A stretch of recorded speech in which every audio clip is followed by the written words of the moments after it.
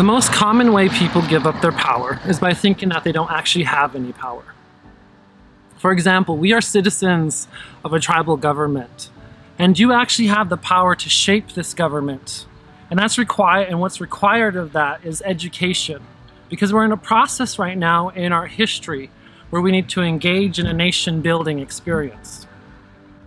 And so how we accomplish that is actually through education.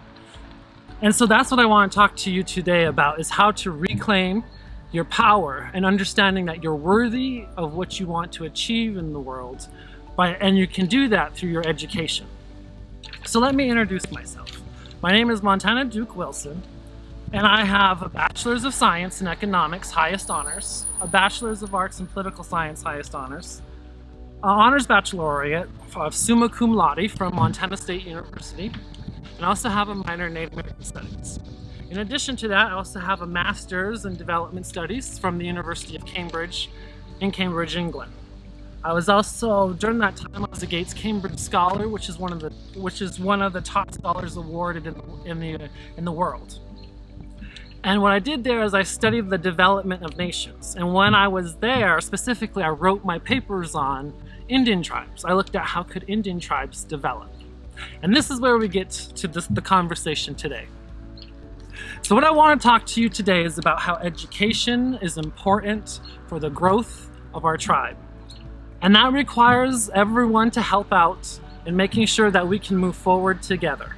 And so one of the biggest things about education is that it's not only important to yourself and to grow yourself as a human, but also to help our tribes move into a nation status, to help us become stronger and independent.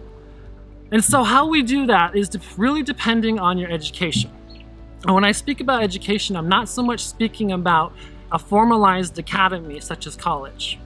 What I'm talking about when I say education is this continued need to learn, this continued need to understand further because you don't understand something. Because if we engage in a nation building project on Fort Peck, we're not going to just need doctors, lawyers, and nurses. We're going to need plumbers, we're going to need tradesmen, contractors, electricians. We're going to need counselors and addiction counselors. And so what education can really do for us, if we think about it, is not only is it going to help ourselves, but we can come back and we can build something that we think we can never achieve right now. We look around our reservation and we see despair.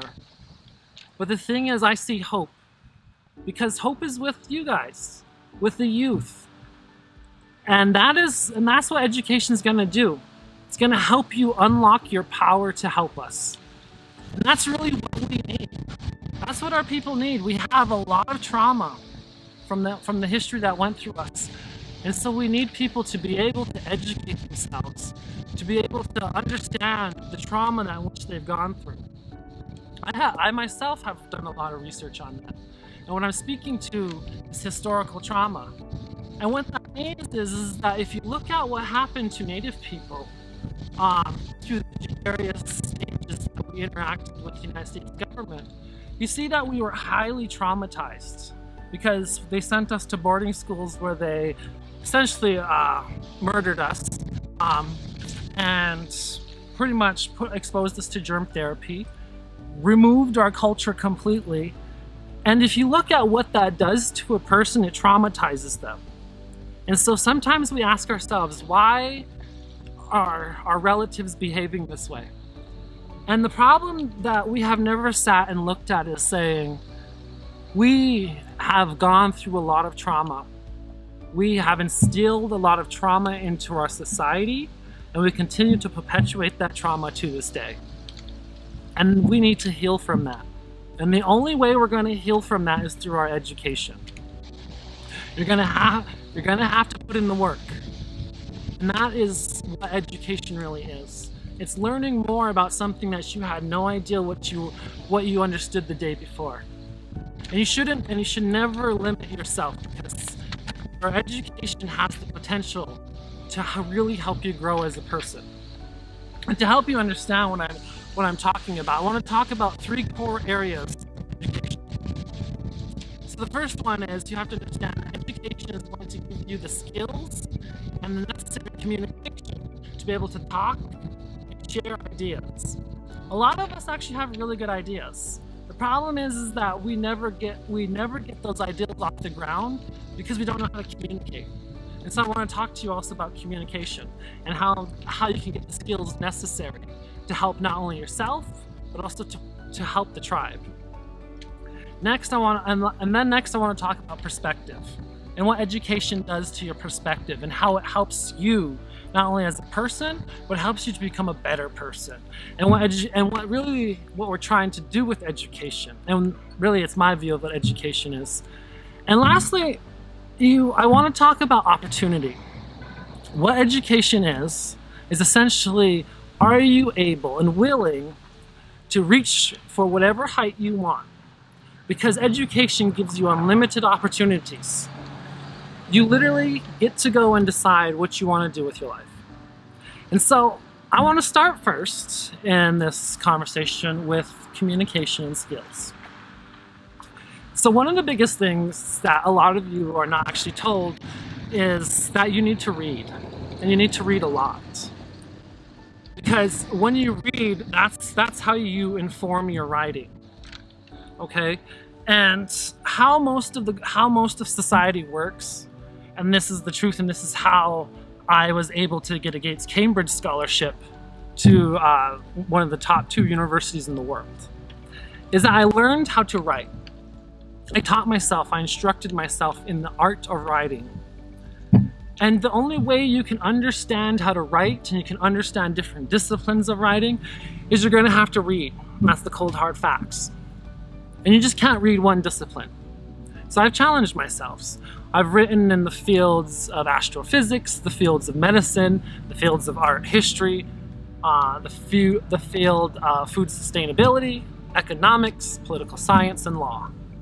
So you need to be able to understand the phonetic differences between the different styles of writing, and you also need to understand the different types of messages you're trying to communicate. Because just because you want to say something doesn't mean you're actually saying something. And what I mean by that is, you may intend to do something, you may intend to say something a certain way, and it goes flying over to this other person, and the impact is not the same as the intent.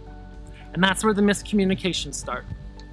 And see, that's what we need to understand, is we need to understand that if we want to speak with our thoughts, we have to learn how to communicate more effectively so that our intent aligns with our impact.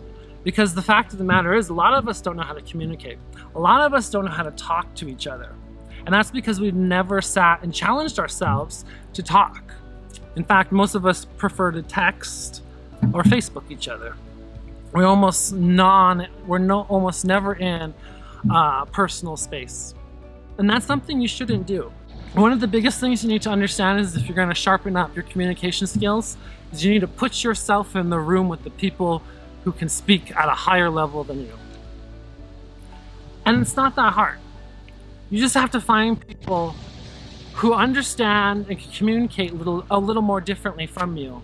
And when you start engaging with them, you can start understanding different forms of communication and different styles of respect. And so the reason why I say you need to read and you need to write, but also from understanding the written word, you're going to understand how to speak and how to engage with people. Because if you can read and you can write, you can teach.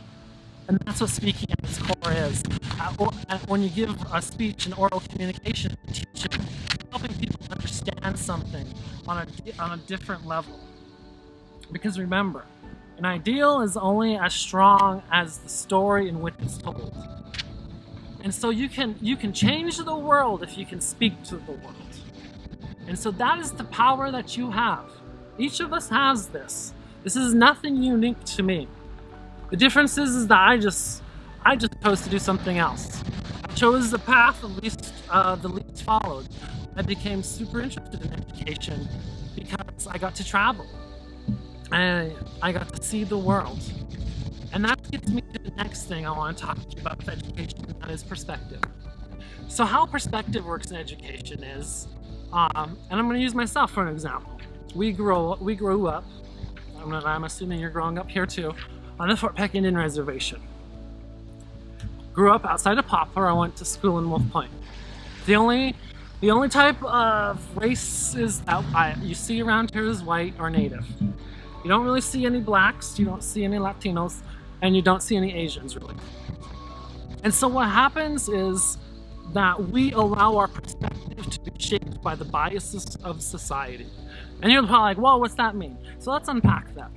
What I'm saying is unless we experience something firsthand, we are more likely to believe the stereotypes or the lies around what we're doing, right?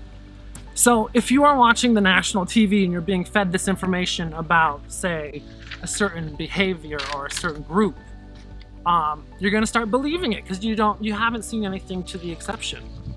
And so what you need to do, you need to understand is that the way the world works is now we are no longer a local economy. We have completely globalized.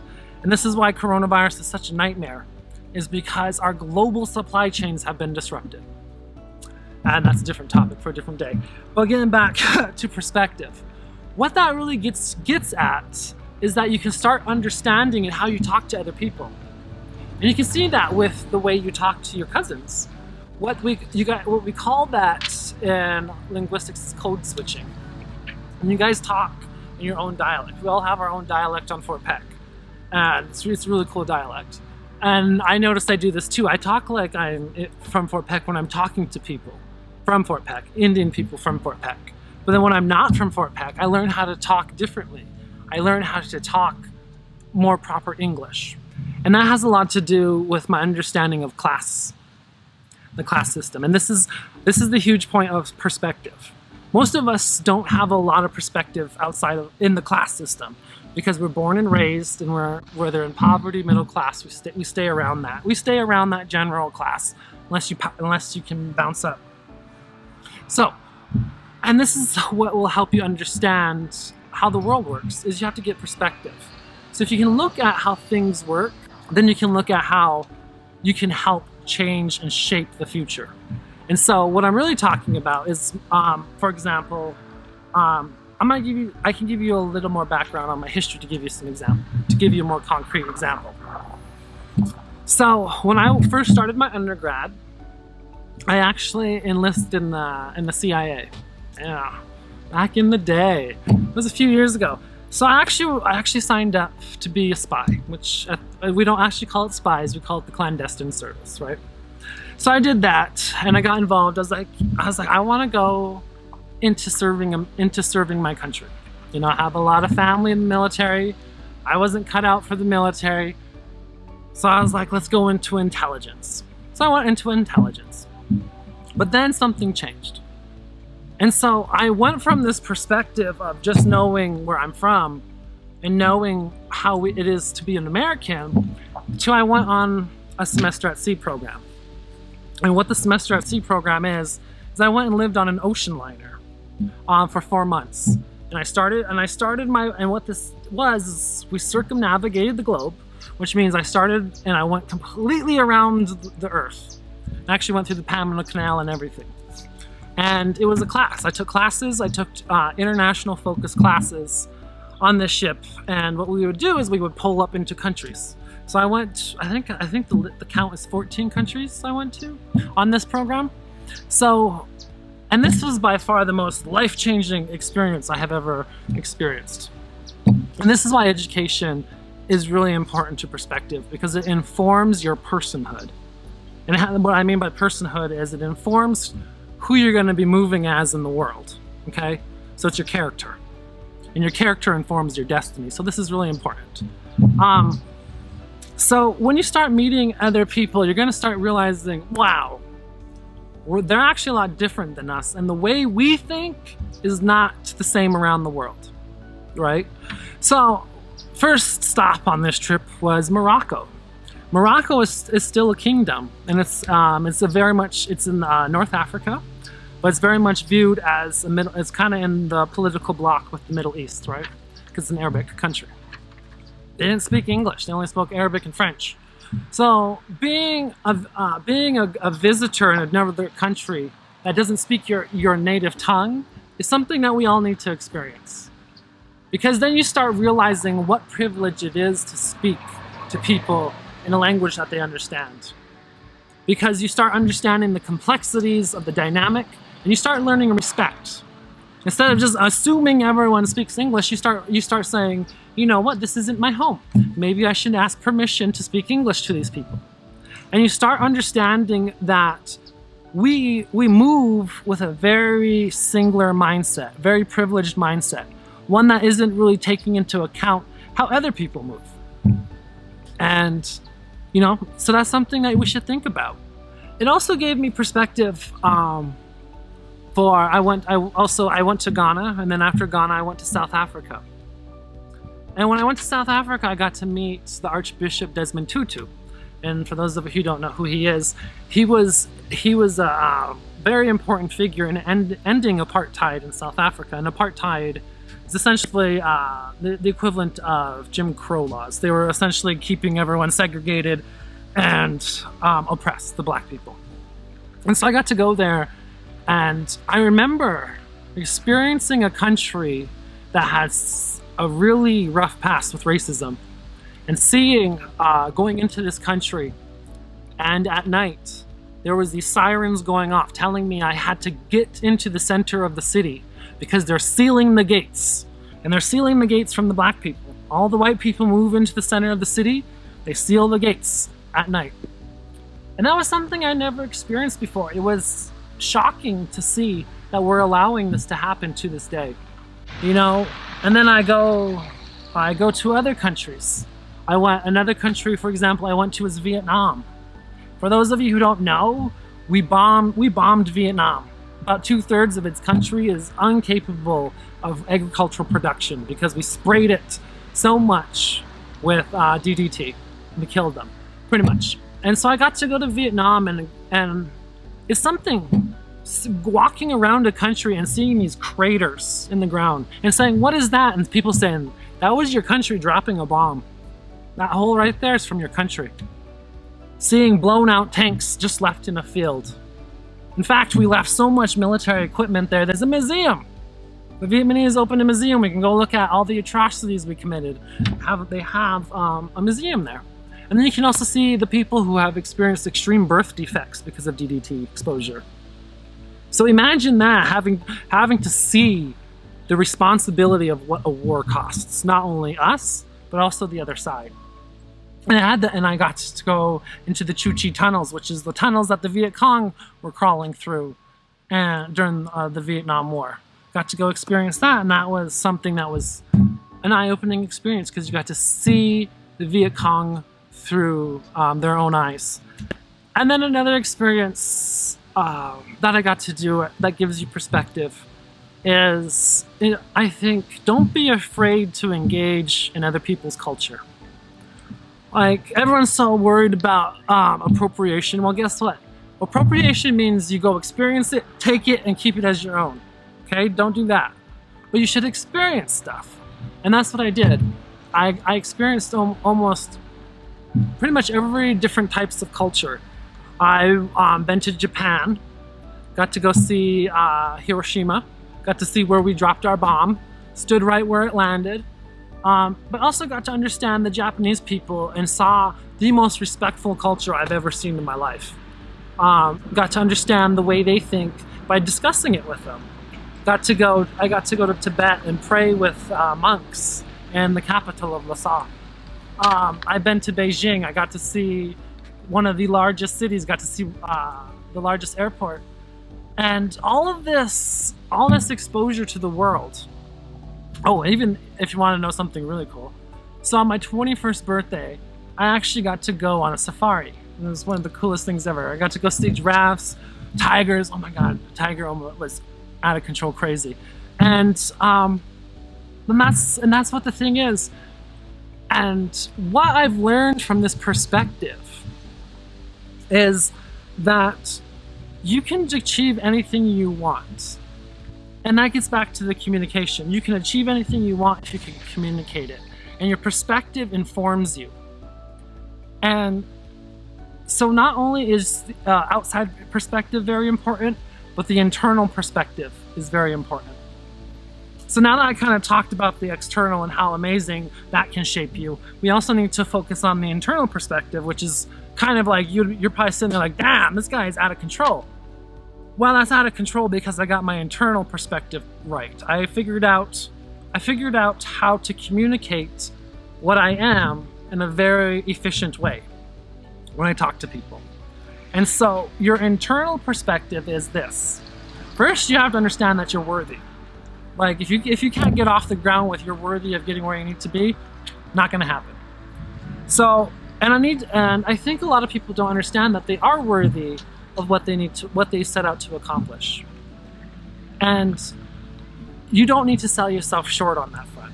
Believe in yourself, because what we call it is called positive reinforced thinking. If you can understand how powerful your mind is, a thought, and this is how it works, your thoughts become words, your words become actions, your actions become habits, your habits become your character, and your character becomes your destiny.